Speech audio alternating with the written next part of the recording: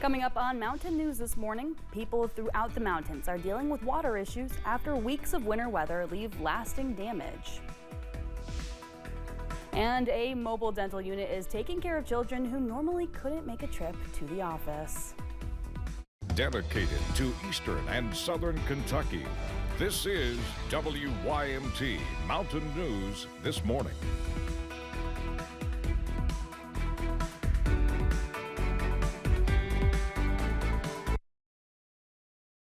Good morning. Happy Wednesday, Mountain family. My name is Amelia Lee. On this Wednesday, it is January 29th, and we are sitting at 5 o'clock this morning, marching our way to later hours. And now it's time to check on in with meteorologist Megan Dusmal. She's got a look at our forecast this morning. Megan, I was pleasantly surprised when I walked out the door. I was hot in my big coat. I really was. Yeah, I can't say that I was hot, but I definitely didn't feel cold. So there's some improvement right now. You're a little bit more from the north than I am, so that would make sense that this is a little bit on the warmer side for you. But yeah, when I left this morning, we were talking temperatures in the 40s. Now we have since dropped just a little bit, but those current temperatures still are on the warmer side of things. We are looking still in the 40s, not as high, low to mid 40s as you're heading, especially towards the center portions of our region. But take a look at Monticello. They are in the upper 40s right now, 48 degrees. A little bit cooler as you're trekking towards Virginia, 25 in Jonesville and Grundy. And if you're looking towards Wise, 36 degrees. Now those current wind speeds are picking up. So as you're heading towards Somerset and Monticello as well as Wise, that's when you're going to see those faster wind speeds making those temperatures feel just a little bit cooler. Let's take a look at Wise, which now feels like 27 degrees, and Somerset now feels like 38. So that is what you can expect. Those winds will stay fast all this morning. Afternoon temperatures, though, we will be getting to the mid-50s. Some places even warmer than that. 57 as you're traveling towards Middlesboro and Jacksboro. Definitely looking forward to that today. Nice and clear on satellite and radar this morning, and will continue to be clear all day long. Amelia. All right, Megan, thank you. Well, several counties throughout the region are still dealing with water problems, one even issuing a state of emergency in response. WYMT's Caroline Mueller tells us about restoration efforts. In Perry County, City Manager Tony Eversole says crews have been working tirelessly to restore service. Although progress has been steady, the challenges have been significant. Right now, our crews have worked real hard. I'm very pleased with the progress. We never did have more than about 800 out, I think. We got most of them back on last night, down to about 400. The outages stem from approximately 75 water line breaks, which affected a small percentage of the county's nearly 30,000 residents. Eversole says part of the problem is residents running water to prevent freezing pipes, leading to excessive usage. We went up 5 million gallons more on the usage from the previous month, and that's that's people letting their water run because they don't insulate their pipes and stuff well enough.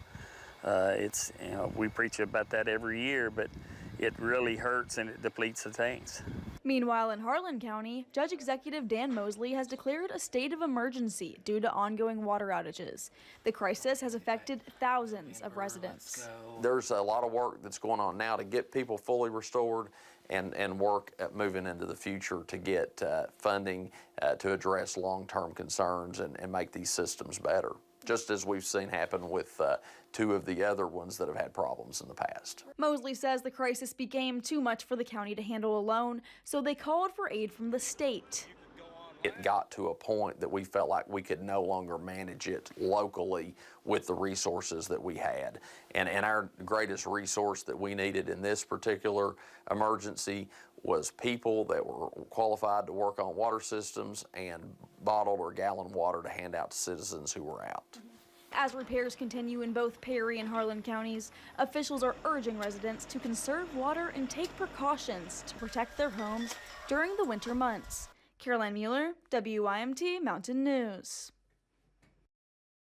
Officials want to remind folks to promptly report water issues or breaks to their utility company. For more information about that, you can go to your utility company's social media pages.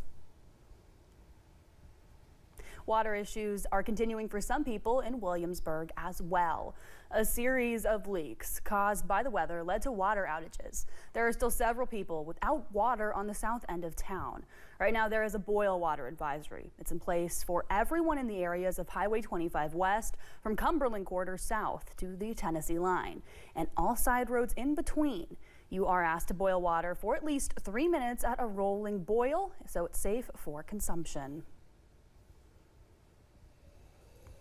An apartment complex was evacuated in Cumberland yesterday due to a possible gas leak. Judge Executive Dan Mosley says all the residents are either with family, friends, or staying at the Benham Schoolhouse Inn. Evaluations will continue today, but it's not known yet when residents will be able to return to the Housing Authority of Cumberland. A pediatric dentist on wheels is traveling to schools throughout our region, and Tuesday was their first day back since Christmas break.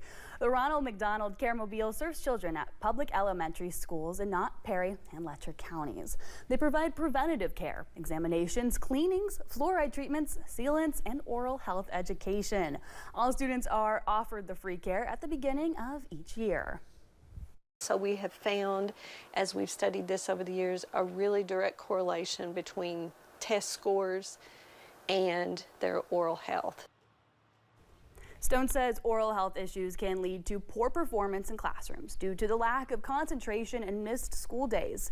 Since 2005, when they started the mobile unit, she says there is a noticeable decrease in children's tooth decay.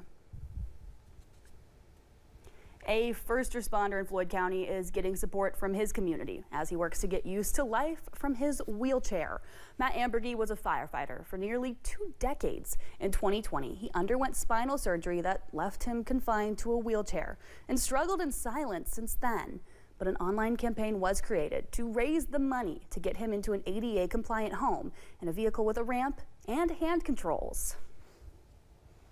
That's been the hardest part is not only one, knowing it's all right to ask for help, but really putting my life out there for everybody to see, because, the last 5 years I've missed out on so much. Ambergy says his longtime goal is to create a nonprofit to help others who find themselves in his situation, but he has to take care of his own needs first. Well, thank you so much for joining us on Mountain News this morning. We have more news on the way. When we return, extreme pressure and trauma in the line of the duty can make first responders more susceptible to addiction. Now, one former EMS captain is finding them the treatment they need. And an end to the dry streak starts tomorrow.